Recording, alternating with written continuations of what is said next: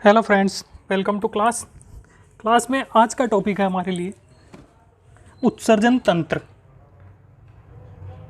उत्सर्जन तंत्र हमने सबसे पहले पाचन तंत्र, इसके बाद श्वसन तंत्र और फिर परिसंचरण तंत्र के बारे में अध्ययन किया है और आज हमारा टॉपिक है उत्सर्जन तंत्र। तो उत्सर्जन तंत्र क्या है? सबसे पहले हम देखेंगे उत्सर्जन। उत्सर्जन क्या है? तो उत्सर्जन का अर्थ होता है अपशिष्ट पदार्थों को शरीर से बाहर निकालना। अपशिष्ट पदार्थों को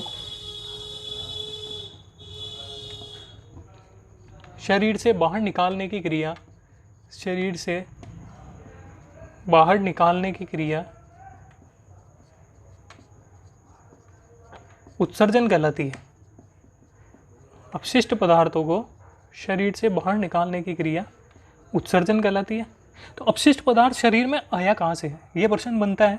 तो अपशिष्ट पदार्थ जो हमने भोजन ग्रहण किया है, उस भोजन के उपापचय के पश्चात, भोजन के पाचन के पश्चात अपशिष्ट पदार्थ उत्पन्न हुआ है। इन अपशिष्ट पदार्थों को बाहर निकालने की क्रिया उत्सर्जन कहलाती है।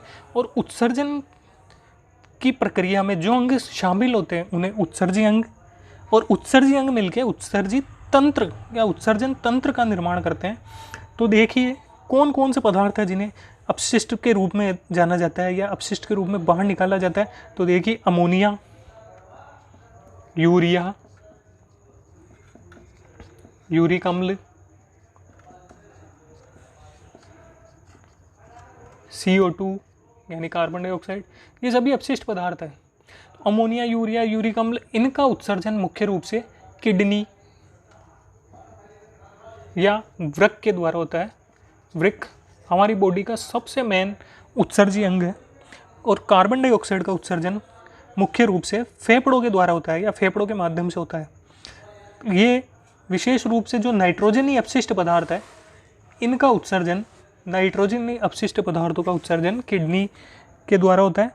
अब देखिए कौन कौन से नाइट्रोजनी अपशिष्ट पदार्थ हैं। तो सबसे पहले देखते हैं हम नाइट्रोजनी अपशिष्ट पदार्थ कौन से हैं।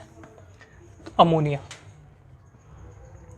अमोनिया ये प्रमुख नाइट्रोजनी अपशिष्ट पदार्थ है और वे जंतु जो अमोनिया को उत्सर्जी पदार्थ के रूप में बाहर निकालते हैं उन्हें अमोनोटेलिक जंतु कहते हैं। अमोनोटेलिक जंतु ऐसे जंतु जो अपशिष्ट पदार्थ के रूप में अमोनिया का उत्सर्जन करते हैं। इंपॉर्टेंट चीज़ है ये, ऐसे जंतु जो अपशिष्ट पदार्थों के रूप में अमोनिया का उत्सर्जन करते हैं अमोनोटेलिक जंतु कहलाते हैं। मुख्य रूप से जो जलीय जीव है, क्योंकि अमोनिया के उत्सर्जन के लिए अधिक पानी की आवश्यकता होती है, इसलिए जो जलीय जीव है वो अमोनोटेलिक जंतु कहलाते हैं। जैसे अस्थिल मछलियाँ जो है, बोनी फिश, अस्थिल मछलियाँ, इसके अलावा कुछ एम्फीबियन है, उभयचर, और जलीय कीट जो है ये अमोनोटेलिक जंतु है। आपको याद रखना है, जो अमोनिया के रूप में अपशिष्ट पदार्थों का उत्सर्जन करते हैं वो अमोनोटेलिक, बिल्कुल सिंपल सी बात है। दूसरा यूरियोटेलिक, यूरियोटेलिक नाम से ही पता पड़ रहा है, वे जंतु जो यूरिया के रूप में अपशिष्ट पदार्थों का उत्सर्जन करते हैं वो यूरियोटेलिक। जैसे हम मनुष्य जो है वो यूरियोटेलिक है। ये लीवर जो है बॉडी में वो अमोनिया को यूरिया में बदल देता है। मनुष्य है, समुद्री मछलियाँ हैं, ये यूरियोटेलिक जंतु है। तो यूरिया बॉडी में यकृत के द्वारा या लीवर के द्वारा अमोनिया से यूरिया में बदला जाता है और किडनी के द्वारा उसको बाहर उत्सर्जित कर दिया जाता है। तीसरा यूरिक अम्ल को जो उत्सर्जी पदार्थ के रूप में बाहर निकालते हैं उन्हें कहते हैं यूरिकोटेलिक। यूरिकोटेलिक, पहला अमोनोटेलिक था, दूसरा यूरियोटेलिक था और तीसरा यूरिकोटेलिक, यानी वे जंतु जो यूरिक अम्ल को उत्सर्जी पदार्थ के रूप में बाहर निकालते हैं, यूरिक अम्ल का उत्सर्जन करते हैं, वो यूरिकोटेलिक है। तो यूरिक अम्ल जो है इसमें बहुत कम जल के साथ ही इसका उत्सर्जन होता है, इसलिए ये पेस्ट के रूप में या गोल गेंद के रूप में इसका उत्सर्जन होता है। जैसे पक्षी जो है वो यूरिकोटेलिक है, रेप्टाइल्स जो है सरीसृप वो यूरिकोटेलिक है, कुछ कीट है वो यूरिकोटेलिक है। अब देखिए ये तो हुआ उत्सर्जन अमोनिया का, यूरिया का और यूरिक अम्ल का। इसके बाद देखिए मानव में उत्सर्जन तंत्र या मानव उत्सर्जन तंत्र, इंपॉर्टेंट पर्सन बनता है इससे 4 नंबर का, मानव उत्सर्जन तंत्र। तो उत्सर्जन तंत्र में क्या क्या चीज़ें सम्मिलित हैं? मुख्य रूप से 2 वृक्क या किडनियाँ, 2 मूत्रवाहिनियाँ, 1 मूत्राशय। ये अंग मिलकर, एक मूत्रमार्ग, ये अंग मिलकर उत्सर्जन तंत्र का निर्माण करते हैं। अब उत्सर्जन तंत्र की संरचना, तो उत्सर्जन तंत्र का चित्र ये रहा। अब देखिए इसके कौन कौन से भाग होते हैं। तो सबसे पहले वृक्क या किडनी, ये संख्या में 2 होती है और सेम के बीज के आकार की संरचना होती है, सेम के बीज के आकार की, और किडनी के द्वारा लगभग 75 से 80% अपशिष्ट पदार्थों को बाहर निकाला जाता है। तो ये हमारी बॉडी का सबसे मेन अंग है किडनी। अगर एक किडनी खराब हो जाए तो दूसरी किडनी के द्वारा उत्सर्जित पदार्थों का उत्सर्जन हो सकता है। ये सेम के बीज के आकार की या सेम के दानों के आकार की संरचना है। ये उदर गुहा में आमाशय के नीचे कशेरुक दंड के बाईं और दाईं दोनों तरफ उपस्थित होती है। इसके जस्ट ऊपर एड्रिनल ग्रंथि पाई जाती है, जो क्या होती है ये अगले टॉपिक में मैं आपको बताऊंगा। मूत्र नलिकाएँ, तंत्रिकाएँ और रक्त वाहिनियाँ एक विशेष संरचना होती है किडनी के ऊपर, जिसे हाइलम कहते हैं। हाइलम जो अंदर की तरफ धसी हुई खांच होती है किडनी में, उस हाइलम से मूत्रवाहिनी, मूत्र नलिका, तंत्रिकाएँ, रक्त वाहिनियाँ ये किडनी में प्रवेश करती है हाइलम के द्वारा। तो आपको ध्यान होना चाहिए किडनी में जो खांच नुमा संरचना है उसे हाइलम कहते हैं और यहीं से ये सारी संरचनाएं प्रवेश करती है। इसके अलावा इसमें कीप के आकार की वृक्कीय श्रोणी पाई जाती है। किडनी के 2 भाग होते हैं मुख्य रूप से, बाहरी भाग को कॉर्टेक्स या वल्कुट कहते हैं और आंतरिक भाग को मेडुला या मध्यांश कहते हैं। तो एक सिंपल सी जनरल संरचना है किडनी की, ये इस टाइप से किडनी इस टाइप की ये संरचना है। ये जो धसा हुआ भाग है ये हाइलस है और ये वाला भाग जो होता है ये कॉर्टेक्स, अंदर वाला जो भाग है वो मेडुला। इस टाइप की उभारदार संरचनाएं हैं। तो ये वाला जो हिस्सा है ये वल्कुट या कॉर्टेक्स कहलाता है, ये वाला हिस्सा जो है ये मध्यांश कहलाता है और ये हाइलम है। इसी के माध्यम से तंत्रिकाएँ, वाहिनियाँ ये सब किडनी में प्रवेश करती है। तो ये एक जनरल स्ट्रक्चर है किडनी की। इसके अंदर कई लाखों विशेष प्रकार की संरचनाएं होती है जिन्हें वृक्काणु या नेफ्रॉन कहते हैं। ये बहुत इंपॉर्टेंट चीज़ है, वृक्काणु या नेफ्रॉन। क्वेश्चन आता है कि नेफ्रॉन की संरचना का सचित्र वर्णन कीजिए। तो नेफ्रॉन क्या चीज़ है? वृक्क की संरचनात्मक व क्रियात्मक इकाई, वृक्क की संरचनात्मक व क्रियात्मक इकाई नेफ्रॉन कहलाती है। वृक्क की संरचनात्मक व क्रियात्मक इकाई नेफ्रॉन कहलाती है। इसकी संख्या कई लाखों में होती है। अब देखिए नेफ्रॉन की संरचना क्या है, मैं आपको पूरी नेफ्रॉन की स्ट्रक्चर बता देता हूँ। एक जनरल संरचना नेफ्रॉन की इस टाइप की एक प्यालेनुमा संरचना है। यहाँ से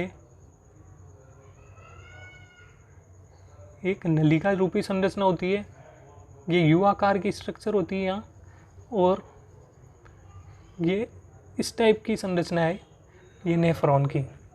यहाँ से कुछ नलिकाएं इसमें प्रवेश करती है। तो ये क्या है? ये अभिवाही नलिकाएं कहलाती है, अभिवाही नलिका, और ये कहलाती है अपवाही नलिका। ये जो स्ट्रक्चर है इसे कहते हैं ग्लोमेरुलस। ये क्या चीज़ है अभी मैं आपको विस्तार से बता दूंगा और आपको सब समझ में आ जाएगा। इसे कहते हैं समीपस्थ कुंडलित नलिका, समीपस्थ कुंडलित नलिका। इसे कहते हैं हेनले का लूप। ये है दूरस्थ कुंडलित नलिका,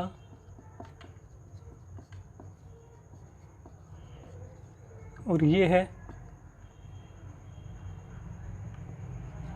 संग्राही नलिका, ये संरचना है नेफ्रॉन की।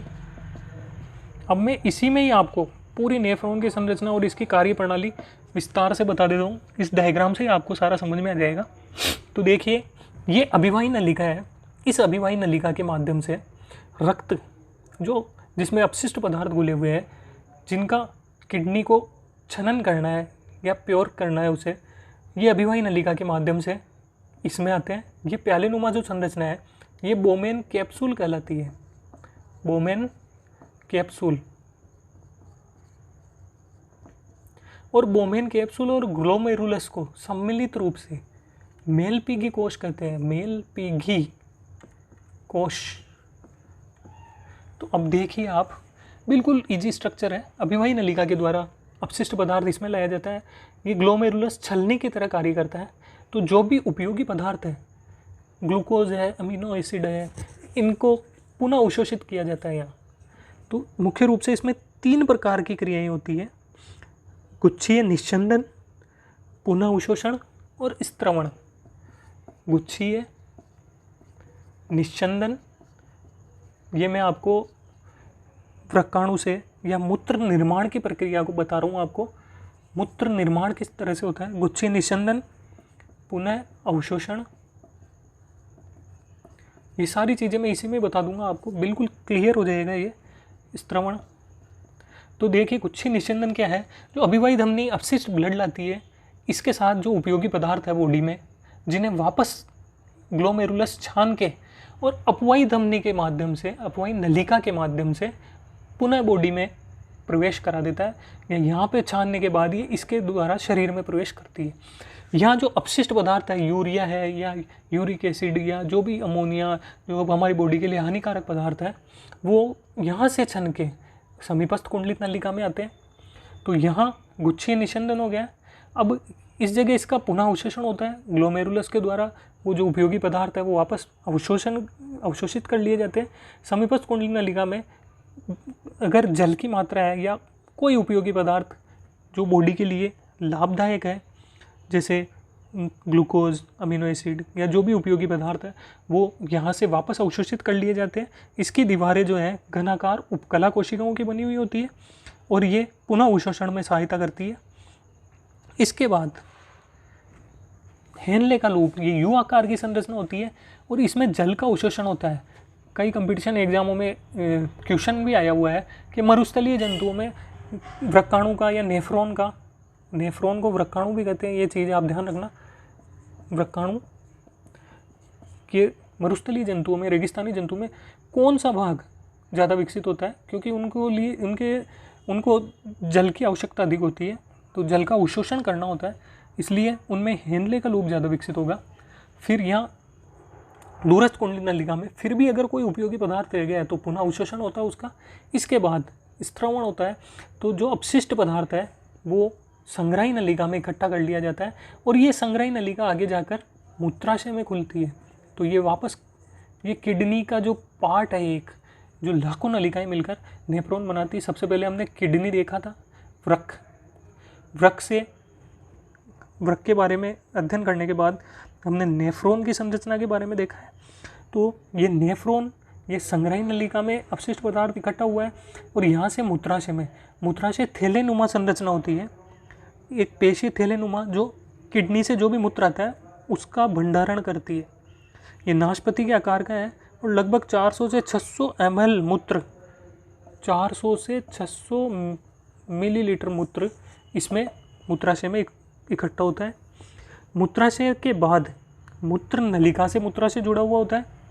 ये चिकनी मांसपेशियों से बनी संरचना है जो लगभग 25 से 30 सेंटीमीटर लंबी हो सकती है। मूत्राशय के बाद मूत्रवाहिनी जो है नलिका नुमा संरचना है। मूत्रवाहिनी आगे चलकर मूत्र मार्ग में खुलती है। मूत्र मार्ग के द्वारा अपशिष्ट पदार्थों को मूत्र के माध्यम से बाहर निकाला जाता है। पुरुषों में जो है ये मार्ग लिंग से जुड़ा हुआ होता है और स्त्रियों में योनि के ऊपर एक छिद्र के रूप में ये समाप्त होता है। पुरुषों में इस मार्ग से वीर्य का भी स्त्रावण होता है। पुरुषों के मूत्र मार्ग की लंबाई महिलाओं की तुलना में ज़्यादा होती है। तो ये कंप्लीट संरचना आपको समझ में आ गई होगी कि किस प्रकार से मूत्र का निर्माण होता है और किस प्रकार से अपशिष्ट पदार्थों को बाहर निकाला जाता है। ये नेफ्रॉन की संरचना, इसी के माध्यम से सारी क्रिया होती है। अभिवाही धमनियाँ अपशिष्ट पदार्थों को ब्लड के साथ लाती है। जो भी उपयोगी पदार्थ है, ग्लूकोज, अमीनो एसिड, वो वापस अपवाही धमनी के द्वारा अवशोषित कर लिए जाते हैं। फिर भी अगर कोई उपयोगी पदार्थ आ गया तो समीपस्थ कुंडली नलिका की जो घनाकार उपकला कोशिकाएं हैं वो पुनः अवशोषित कर लेगी। फिर भी कोई उपयोगी पदार्थ है तो इनले के लूप के द्वारा जल का अवशोषण होता है। दूरस्थ कुंडली नलिका में कोई उपयोगी पदार्थ रह गया है तो उसके द्वारा उसका अवशोषण हो जाएगा। तो गुच्छे निस्संदन यानी ग्लोमेरुलस के द्वारा छान दिया गया है। इसके बाद पुनः अवशोषण हुआ है और फिर स्त्रवण यह आ गया है मूत्राशय में, मूत्राशय से मूत्रवाहिनी में, मूत्रवाहिनी से मूत्र मार्ग में, और मूत्र मार्ग में प्रतिवर्त क्रिया होती है तंत्रिका तंत्र के द्वारा। केंद्रीय तंत्रिका तंत्र जो है वो संदेश देता है, मूत्राशय में मूत्र इकट्ठा होता मूत्राशय फूल जाता है, और जब मूत्राशय की अवरोधनी में शिथिलन पैदा होगा तो मूत्र का उत्सर्जन होता है। इसे मूत्रण प्रतिवर्त कहते हैं। और वृक्क के द्वारा साफ किए गए ब्लड को वृक्क शिरा ले जाती है। किडनी के द्वारा जो ब्लड साफ किया जाता है उसे वृक्क शिरा वापस पहुंचाती है। तो ये कंप्लीट आपको समझ में आ गया होगा जहाँ तक मेरा विश्वास है। इसके बाद हम देखते हैं उत्सर्जन में और कौन कौन से अंग सहायता करते हैं। तो फेफड़े जो है, लंग्स जिन्हें कहते हैं, इनके द्वारा CO2 या कार्बन डाइऑक्साइड का उत्सर्जन होता है। यकृत या किडनी के द्वारा बिलीरुबिन बिलीरुबिन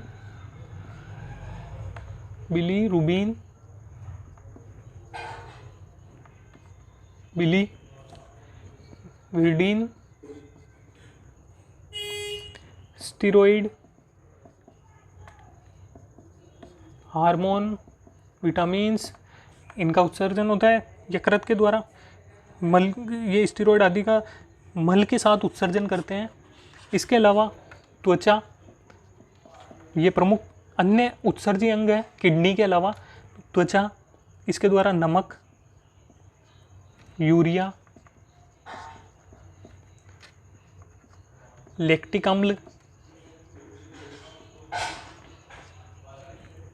आदि जो अपशिष्ट पदार्थ हैं इनको पसीने के साथ सीबम के रूप में उत्सर्जन किया जाता है। पसीने के साथ स्टेरोल का, इन सबको त्वचा के माध्यम से बाहर निकाल दिया जाता है। तो वृक्क के अलावा फेफड़े, यकृत, त्वचा, ये भी अपशिष्ट पदार्थ के रूप में महत्वपूर्ण भूमिका निभाते हैं। तो आज का ये टॉपिक हमारा यहीं समाप्त होता है और आशा करता हूँ कि ये टॉपिक बिल्कुल क्लियर हो गया होगा। इसके बाद अगला टॉपिक हमारा होगा नर जनन तंत्र, मादा जनन तंत्र, जनन तंत्र के बारे में। और अगर आपने अभी तक चैनल सब्सक्राइब नहीं किया है तो सब्सक्राइब करें और अपने दोस्तों को ज़्यादा से ज़्यादा शेयर करें।